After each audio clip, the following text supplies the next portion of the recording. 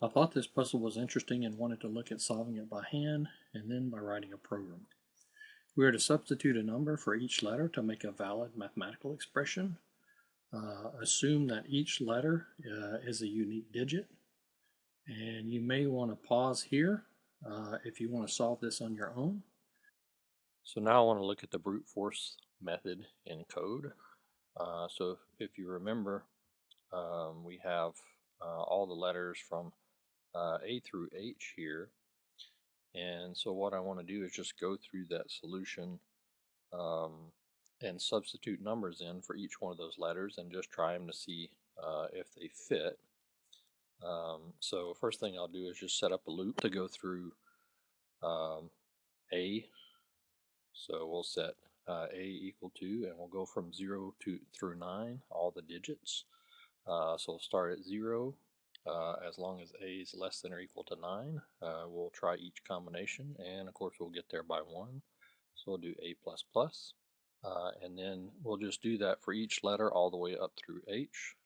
So B will be the same thing. We'll have these nested for loops to go through each combination. So we'll do B, again, just 0 through 9. So same setup as before. And with this loop, we will have a nested loop. So for each time A is 0, B is going to go all the way 0 through 9. So we'll have all the different combinations there. Now, before we made an assumption that if B is 0, then A is not going to be 0. So we need to put an if statement in here to make sure that A is not equal to B. Okay, and that will just eliminate any duplicates where we have any of the letters being equal to another letter. We'll have to repeat that for each other loop we add. So we'll just keep going here for C. We'll add C, again, 0 through 9, same for loop. So if you got the first one, this one should be pretty much the same. And then we'll do the if, and again we'll have to check A not equal to C, and then also C not equal to the second variable B. So we'll use a logical and here. We could use a nested if. It would just make the code look a little bit longer.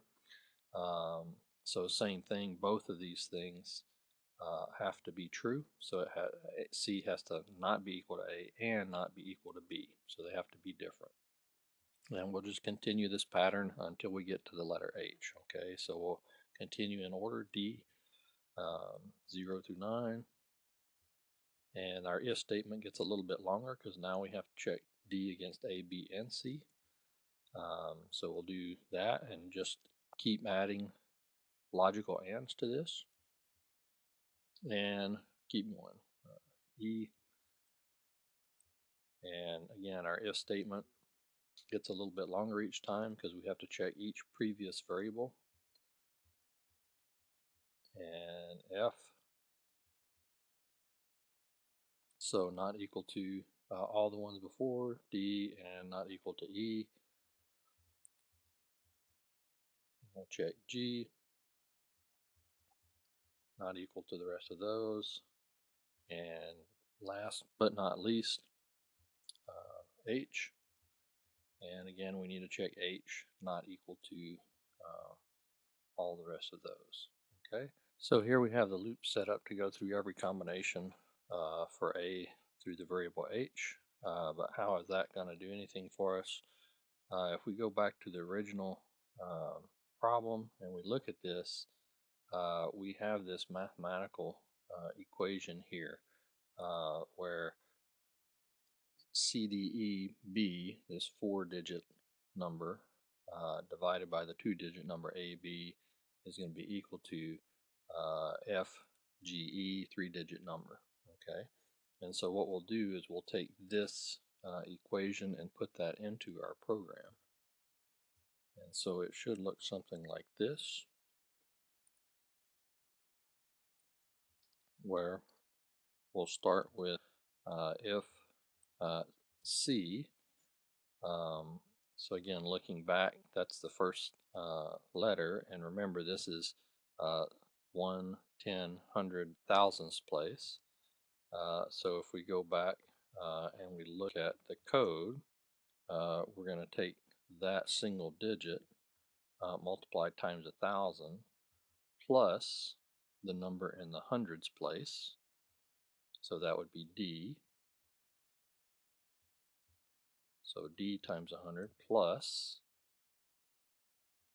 the number in the tens place is E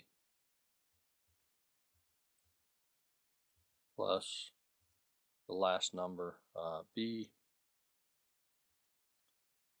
And all of this would be divided by the next number, which is AB. So we'll do A times 10 because that's in the tens place plus just B in the ones place. And all that has to be equal to FGE, so F in the hundreds place, G in the tens place, and E by itself. And so we'll do times 100 plus G times 10 plus just E in the ones place. Okay, and so that'll give us our setup for that formula. And if that is true, one, we may have a potential solution. So I'm going to create a variable called solution count, set that equal to 0 to begin with, and inside my if statement here, I'll just increment solution count by 1, and then after all the loops are done, we will see out our solution count. Say we've had this many solutions, and then we're ready to print inside here what those solutions were. Okay, so I'm just going to recreate the whole problem, and I'm going to say cout. If you remember the problem, this essentially this. So I'm just going to print out a C, a D, E, B, and then on the next part, I shouldn't say line because we're not using an inline here. I'm just going to put the divided by sign in there, and then divided by what, AB. So I'm going to see out A and B, and then see out a literal equal sign, and have that equal to the next number. Okay, and go ahead and put an inline there. So if there's multiple solutions, they will come out on multiple lines. So we'll try this out and see how that comes out. Now that's just one equation here, and there may be, without the details of the long division, it may not come out right just yet. So let's execute this and find out. I'll do compile and run.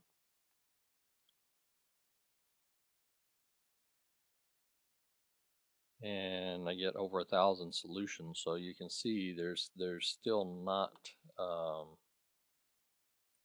we haven't provided enough detail to match our exact problem here. So I'm going to go back to the original problem and add one more level of detail, because we have this other problem here where we have G, I'm going to skip F times AB equals AB because there's too many solutions that would fit that. So G times AB in long division is FHH. So we're going to add this problem to our code here and see if that narrows down the solutions to the one we got before. I'm going to add another if statement here. And so let me scoot all these over. And so that if statement is going to be the same as before, where we're just going to replicate this. So G times AB is FHH. So G times, and I'll go ahead and put parentheses because it's a different number, same as this, A times 10 plus B, and if that's equal to F in the hundreds place, H times 10, and H by itself in the ones place, that should give us something a little bit closer and reflect two of the things. We have one more after this, so let's try this one and see how much closer we get. I'll compile and run this. and we're a lot closer. We're down to 2 solutions.